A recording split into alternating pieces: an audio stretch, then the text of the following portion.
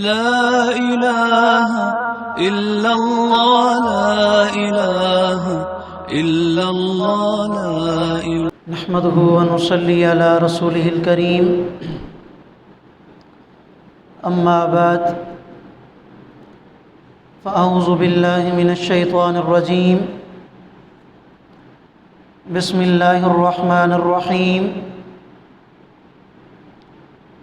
يا بني آدم قد أنزلنا عليكم لباسا يواري سوآتكم وريشا ولباس التقوى ذلك خير ذلك من آيات الله لعلهم يذكرون سبحان ربك رب العزة عما يصفون وسلام على المرسلين والحمد لله رب العالمين اللهم صل على سيدنا ومولانا محمد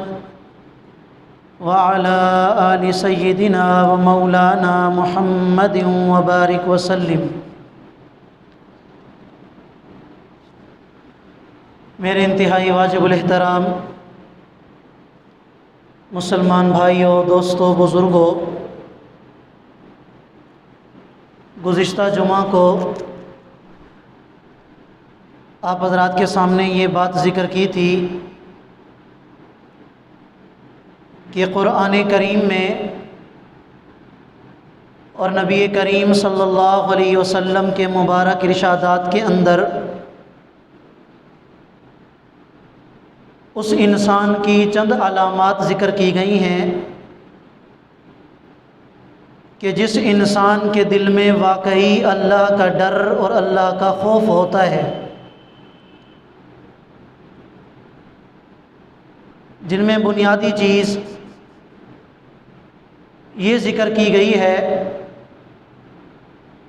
کہ جس انسان کے دل میں اللہ کا ڈر ہوتا ہے تو وہ قرآن کریم کے اندر ذکر کردہ تمام احکامات کی تقلید کرتا ہے۔ جو کچھ اللہ رب العالمین نے قرآن کریم میں بیان فرمایا ہے وہ ان تمام احکامات کی پیروی کرتا ہے۔ اسی طرح جس انسان کے دل میں اللہ کا ڈر ہوتا ہے تو وہ ہر لمحہ ہر گھڑی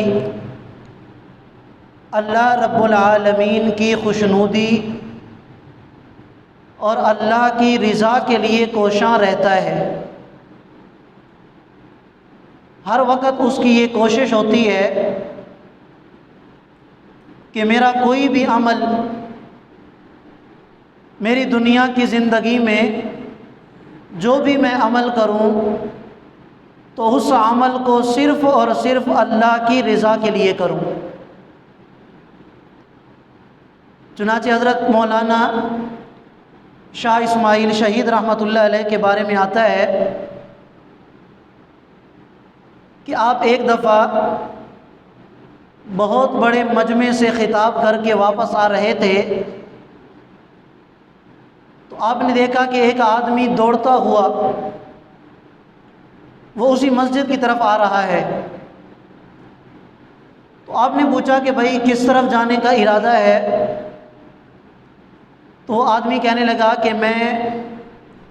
مولانا اسماعیل کا بیان سننے کے لیے جا رہا ہوں، کیا ان کی تقریر ختم ہو چکی ہے؟ تو حضرت نے جواب دیا کہ واقعی ان کی تقریر، ان کا بیان تو ختم ہو چکا ہے۔ تو وہ بڑا افسوس کرنے لگا کہ ہائے افسوس، میں تو بڑا دور سے سفر کر کے آیا ہوں، میرا تو یہ ارادہ تھا کہ ان کا بیان سنوں گا۔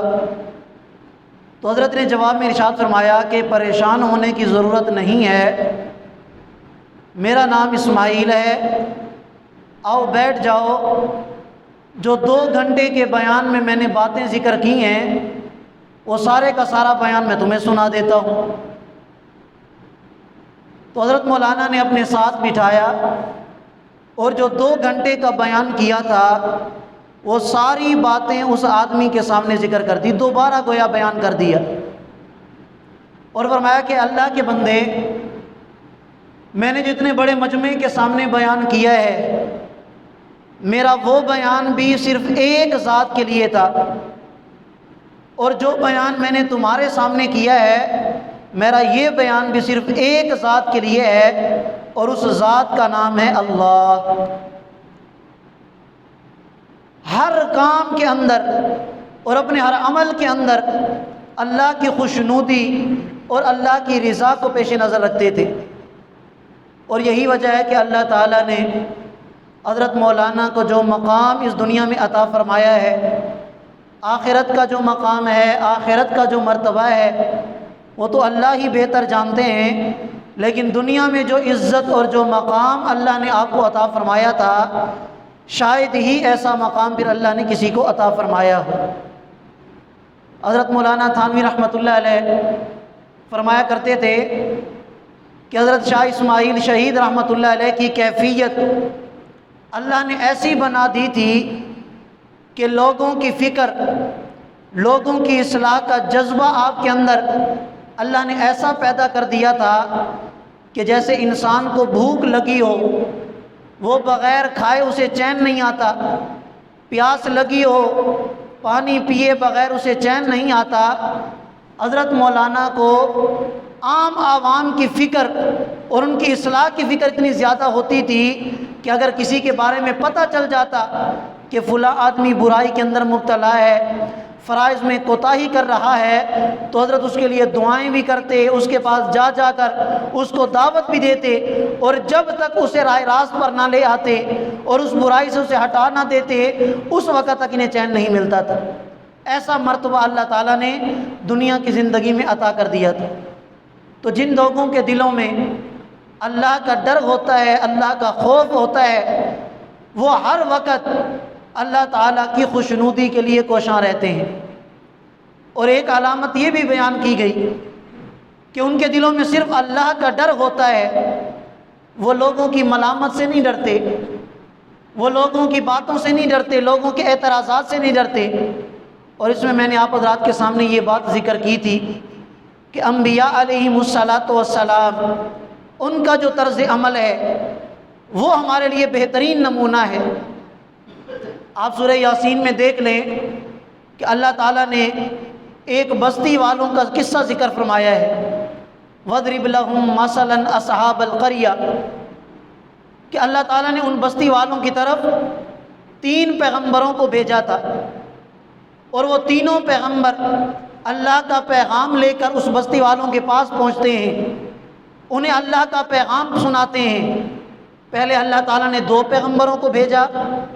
تو آگے سے ان بستی والوں نے انبیاء کی دعوت کو ٹھکرا دیا، ماننے سے انکار کر دیا کہ ہم آپ کی بات کو ماننے والے نہیں ہیں۔ اور صرف یہ نہیں کہ انبیاء کی دعوت کو ٹھکرایا، بلکہ انبیاء کی مخالفت میں کھڑے ہو گئے اور طرح طرح کے اعتراضات کرنے لگے۔ سب سے پہلا اعتراض انہوں نے یہ کیا کہ تم بھی تو ہماری طرح انسان ہو، پھر ہم تمہیں اپنا نبی کیسے مان لیں، تمہیں اپنا بڑا کیسے تسلیم کر لیں، ہم تمہاری بات پر عمل کیوں کریں، تمہاری کیا وقت ہے، معاذ اللہ تمہاری حیثیت کیا ہے، تم بھی تو ہماری طرح انسان ہو۔ دوسرے نمبر پر انہوں نے یہ کہا وَمَا أَنزَلَ الرَّحْمَنُ مِنْ شَيْءٍ، کہ اللہ تعالیٰ نے تمہارے اوپر کوئی چیز نازل نہیں کی، ہم تمہاری نبوت کو نہیں مانتے۔ اور تیسرے نمبر پر انہوں نے یہ کہا ان انتم الا تکذبون، کہ معاذ اللہ تم پرلے درجے کے جھوٹے انسان ہو۔ یہ 3 طرح کی باتیں کہی انہوں نے، لیکن انبیاء علیہم الصلاۃ والسلام کے دلوں میں صرف اللہ کا ڈر تھا۔ اگر ان کے دل میں اللہ کا خوف نہ ہوتا تو وہ اپنا رد عمل دکھا سکتے تھے، ان کے جواب میں وہ اپنا کچھ نہ کچھ عمل، اپنا رد پیش کرتے، لیکن انبیاء علیہم الصلاۃ والسلام کی طرف سے یہی جواب آیا وما علینا الا البلاغ، کہ ہمیں ہمارے رب نے جو ذمہ داری دے کر بھیجی ہے، ہم تو اپنی ذمہ داری کو پوری کر چکے، ہم نے اللہ کا پیغام تمہیں سنا دیا، اب تمہاری مرضی ہے کہ تم اسے مانو یا نہ مانو۔ وہ بستی والے یہاں نہیں رکے، جب ان پر اللہ کا عذاب آیا، قحط سالی آئی، تو انہوں نے آگے سے کیا کہا؟ انہوں نے آگے سے یہ کہا کہ یہ تمہاری نحوست ہے۔ انبیاء علیہم الصلاۃ والسلام کو گویا انہوں نے معاذ اللہ منحوس قرار دیا، تو پھر بھی انبیاء علیہم الصلاۃ والسلام نے غصہ نہیں دکھایا۔ انبیاء علیہم الصلاۃ والسلام نے صرف یہی جواب دیا کہ چونکہ ہمیں ہمارے اللہ نے تمہاری طرف نبی بنا کے بھیجا ہے، کیا تم اس وجہ سے ہمیں منحوس کہتے ہو کہ ہم تمہاری خیر خواہی چاہتے ہیں، ہم تمہیں جنت والا راستہ بتاتے ہیں، ہم تمہیں جہنم کے عذاب سے بچانا چاہتے ہیں؟ پھر بھی انبیاء علیہم الصلاۃ والسلام نے ان کی خیر خواہی کی بات کی۔ تو یہ جو انبیاء علیہم الصلاۃ والسلام کا طرز عمل ہے، یہ ہمارے لیے بہترین نمونہ ہے۔ اس میں ہمیں یہ سبق حاصل ہوتا ہے کہ واقعی جس انسان کے دل میں اللہ کا ڈر ہوتا ہے اور اللہ کے سوا وہ کسی سے نہیں ڈرتا، کسی کا وہ خوف نہیں رکھتا، اس دنیا کی زندگی میں وہی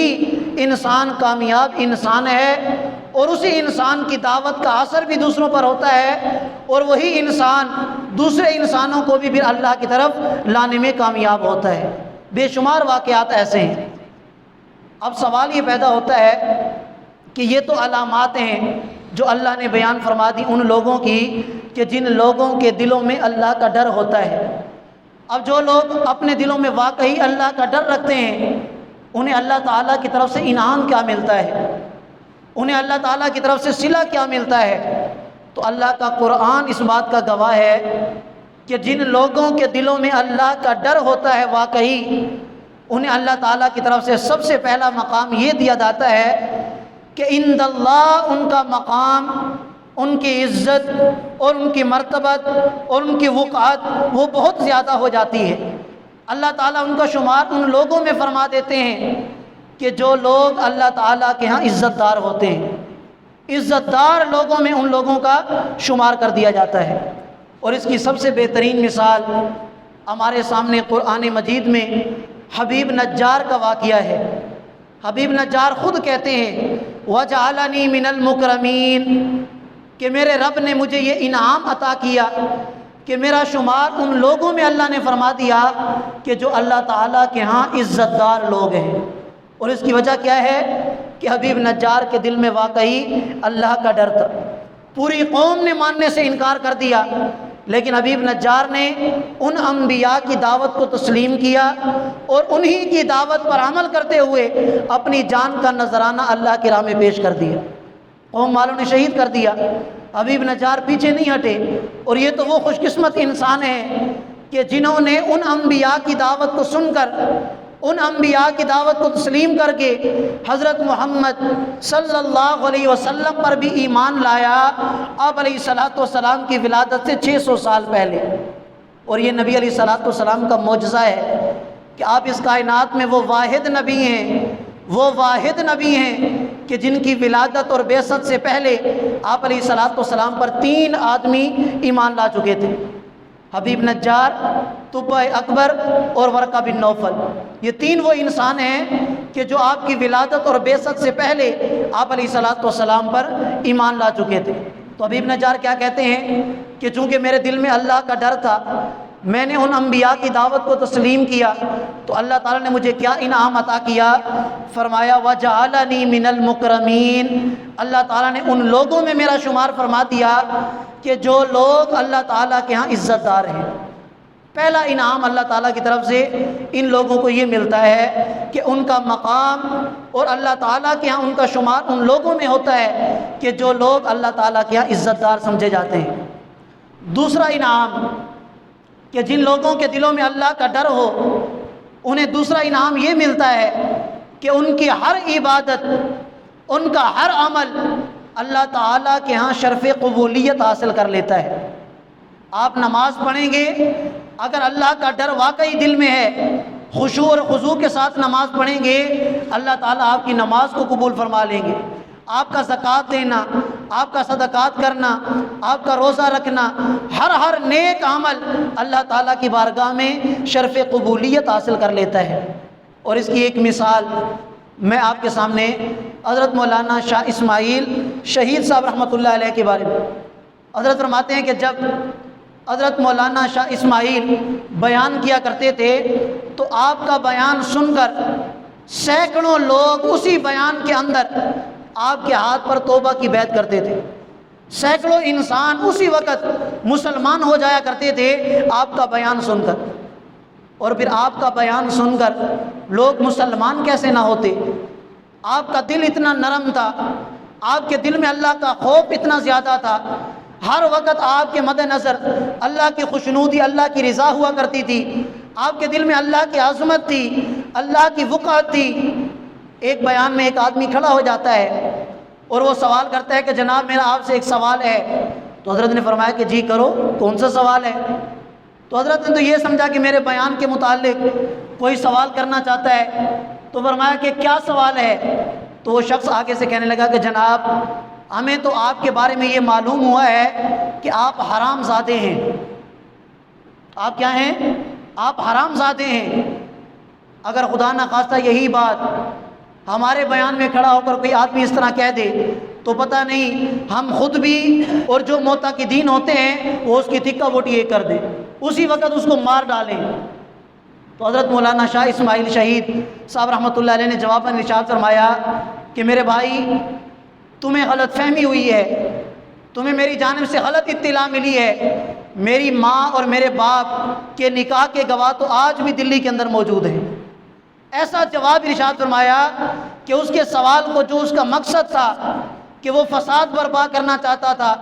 حضرت کو غصہ دلوانا چاہتا تھا کہ تاکہ بیان کے اندر ناچاکی اور غصہ اور غصے کی لہر اور فساد برپا ہو، حضرت نے ایسا جواب ارشاد فرمایا کہ مسئلے کا پتنگڑ نہیں بنایا بلکہ اس کا حل ادھر ہی پیش فرما دی۔ فرمایا کہ میری ماں کے نکاح کے گواہ تو آج بھی دلی کے اندر موجود ہیں، تو پھر میں حرام زادہ کیسے ہو گیا؟ ایسا جواب ارشاد فرمایا۔ تو ایسے لوگ کہ جن کے دل میں واقعی اللہ کا ڈر ہوتا ہے، پھر اللہ تعالیٰ ان کے ہر عمل کو قبولیت کا شرف عطا فرماتے ہیں۔ ان کا بیان کرنا، ان کا لوگوں کو دعوت و تبلیغ کرنا جب اللہ تعالیٰ کے ہاں قابل قبول ہوتا تو وہ بیان لوگوں کے دلوں پر اثر کرتا، اور جب لوگوں کے دلوں پر اثر ہوتا تو اسی بیان کے اندر جو لوگ بیٹھے ہوتے فوراً اللہ کی بارگاہ میں توبہ کر کے سچے مسلمان بن جایا کرتے تھے۔ ہندو لوگ، یہود و نصارہ، کافر لوگ اسی وقت توبہ کر کے مسلمان ہو جایا کرتے تھے۔ وجہ کیا تھی؟ کہ دل میں اللہ کا ڈر تھا۔ اللہ تعالیٰ جس کے دل میں اللہ کا ڈر ہوتا ہے واقعی اس کو یہ انعام عطا فرماتے ہیں کہ اس کے ہر عمل کو اللہ تعالیٰ قبولیت کا شرف عطا فرما دیتے ہیں۔ اور ایک انعام اللہ تعالیٰ یہ بھی عطا فرماتے ہیں کہ جس کے دل میں واقعی اللہ کا ڈر ہوتا ہے، اللہ تعالیٰ ہر معاملے کے اندر اس کے لیے آسانیاں پیدا فرما دیتے ہیں۔ بظاہر دیکھنے میں لگ رہا ہوگا کہ اب خیر نہیں ہے، اب یہ معاملہ خرابی کی طرف جائے گا، تنگی کی طرف جائے گا، حالات کے مشکل ہونے کی طرف جائے گا، لیکن اگر دل میں اللہ کا ڈر ہو، اللہ کی عظمت ہو، اللہ کی بڑائی ہو، اللہ تعالیٰ ایسے اسباب پیدا فرما دیتے ہیں کہ آسانیاں ہی آسانیاں نکل آتی ہیں۔ لیکن یہ انعامات اللہ تعالیٰ نے ان لوگوں کے لیے رکھے ہیں کہ جن لوگوں کے دلوں میں واقعی اللہ تعالیٰ کا خوف اور اللہ تعالیٰ کا ڈر ہوتا ہے۔ گزشتہ جمعہ بھی آپ حضرات کے سامنے یہ بات ذکر کی تھی کہ ہر مسلمان اس بات کی فکر کرے کہ آج زبان سے تو میں بھی دعوے دار ہوں، ہر مسلمان اس بات کا دعوے دار ہے کہ ہمارے دل میں اللہ کا ڈر خوف ہے، لیکن کیا وہ علامات کہ جو علماء نے قرآن و سنت سے اخذ کی ہیں، کیا وہ علامات ہمارے اندر پائی جاتی ہیں؟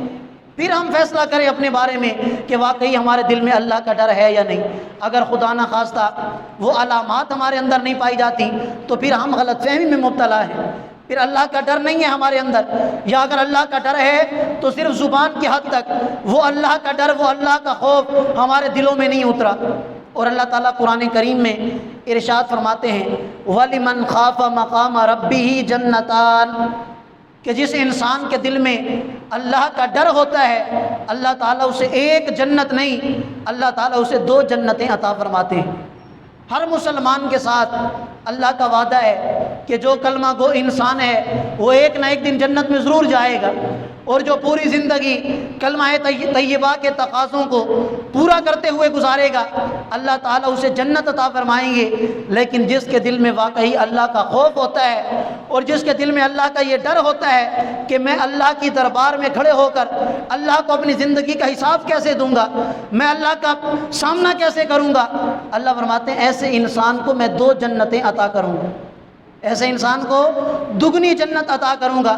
ایک جنت وہ ہے جو عام مسلمان کو ملے گی، اور ایک جنت وہ ہے کہ جو اللہ کا ڈر اپنے دل میں رکھنے والے کو ملے گی۔ فرمایا کہ یہ اس جنت سے دگنی جنت ہوگی کہ جس کے دل میں کیا ہوگا، اللہ کا ڈر ہوگا، اللہ کا خوف ہوگا۔ تو اللہ رب العالمین کی بارگاہ میں دعا گو ہوں کہ اللہ تعالی ہم سب کو سمجھنے اور عمل کرنے کی توفیق عطا فرمائے۔ یقین جانیے کہ آج ہم ایسے حالات سے گزر رہے ہیں کہ ہر مسلمان پریشان ہے، مہنگائی کو دیکھ کر، ملکی حالات کو دیکھ کر ہر مسلمان تقریباً ڈپریشن کا شکار ہو چکا ہے۔ اپنے طور پر، انفرادی طور پر ہر بندہ ہر وقت سوچ میں مبتلا ہوتا ہے۔ یقین جانیے اللہ کا قرآن کہتا ہے الا بذکر اللہ تطمئن القلوب، کہ اگر دلوں کو اطمینان دینا چاہتے ہو، دلوں کا سکون حاصل کرنا چاہتے ہو، اپنی زندگی میں اطمینان اور سکون لانا چاہتے ہو، اللہ کا ڈر اپنے دل میں پیدا کر کے ہر وقت اللہ کا ذکر کرتے رہو، نماز پڑھو، قرآن کی تلاوت کرو، اللہ کے ذکر میں لگے رہو۔ یہ مشکل حالات آتے جاتے رہتے ہیں، اگر تم اللہ کی طرف رجوع کر لو گے، اللہ کی طرف اپنا توجہ کر لو گے تو انشاءاللہ اللہ تعالیٰ ان حالات میں بھی آسانی پیدا فرما دیں گے۔ اللہ تعالیٰ کی بارگاہ میں دعا گو ہوں کہ اللہ تعالیٰ ہم سب کو سمجھنے اور عمل کرنے کی توفیق عطا فرمائے۔ وآخر دعوانا ان الحمد للہ رب العالمین۔ جزاکم اللہ خیرا۔